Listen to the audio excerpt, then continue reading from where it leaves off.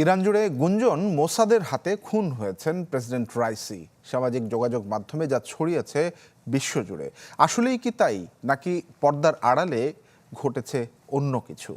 রাইসির মৃত্যুতে কার বেশি লাভ? এই সকল ইস্যু পুরো ঘটনাকে দিয়েছে রহস্যের আড়াল। ইরানের প্রেসিডেন্ট হেলিকপ্টার দুর্ঘটনায় মারা গেছেন নাকি তাকে পরিকল্পিতভাবে হত্যা করা হয়েছে, এমন বিতর্কে সয়লাব সামাজিক যোগাযোগ মাধ্যম।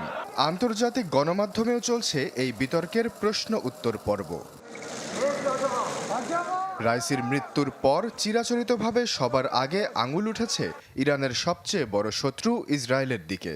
যদিও দুর্ঘটনার পরপরই চ্যানেল 13-এ বিবৃতি দিয়ে কোনো ধরনের সম্পৃক্ততা না থাকার দাবি করেছে তেল আবিব।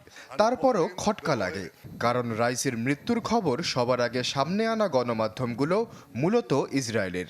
এমনকি তেহরানের চূড়ান্ত ঘোষণার আগেই প্রেসিডেন্টের মৃত্যুর সংবাদ নিশ্চিত করে তারা। তাই অনেকেরই দাবি, গেল মাসে ক্ষেপণাস্ত্র হামলা নিয়ে উত্তেজনার জেরে তাকে পৃথিবী থেকে সরিয়ে দিয়েছে মোসাদ। ওয়ালটন ফ্রিজ কিনে অনেকের মতো আপনিও হয়ে যেতে পারেন মিলেনিয়াল।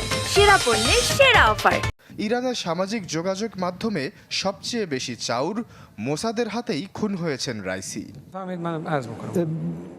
রাইসি মরলে লাভ বেশি কার?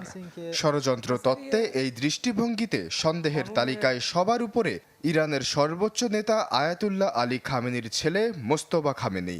কারণ খামেনির বর্তমান বয়স 85 বছর। তিনি মারা গেলে বা দায়িত্ব পালনে অসমর্থ হলে ইরানের সর্বোচ্চ নেতার পদে সবচেয়ে বড় দুই দাবিদার রাইসি ও মোস্তফা। তাই রাইসি না থাকা মানে মোস্তফা খামেনি অটো চয়েস। ষড়যন্ত্র তত্ত্বের আরেকটি ইস্যু হলো রাইসিকে বহন করা হেলিকপ্টার। পাকিস্তান ভিত্তিক এক তদন্ত সংস্থার দাবি, ওড়ার প্রাথমিক যোগ্যতাই ছিল না হেলিকপ্টারটির।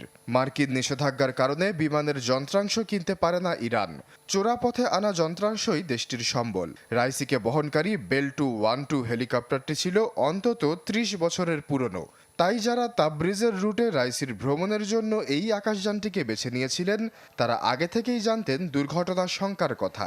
তাই অনেকের মতে হয়তো জেনে শুনেই এমন কাণ্ড করেছিলেন কর্মকর্তারা। সামনে এসেছে ইরানের বিদ্রোহী গোষ্ঠী জইশ আল আদিলের নাম। রাইসি সরকারের কট্টর বিরোধী তারা।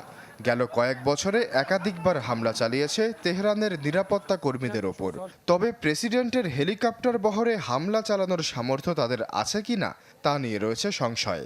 এছাড়া কপ্টারটি বিধ্বস্ত হয়েছে ইরানের উত্তর পশ্চিমাঞ্চলে, আর জইশ আল আদিলের কার্যক্রম মূলত দেশটির দক্ষিণ পূর্বাঞ্চলে পাকিস্তান সীমান্তে। আশ্বাস চৌধুরী, চ্যানেল 24।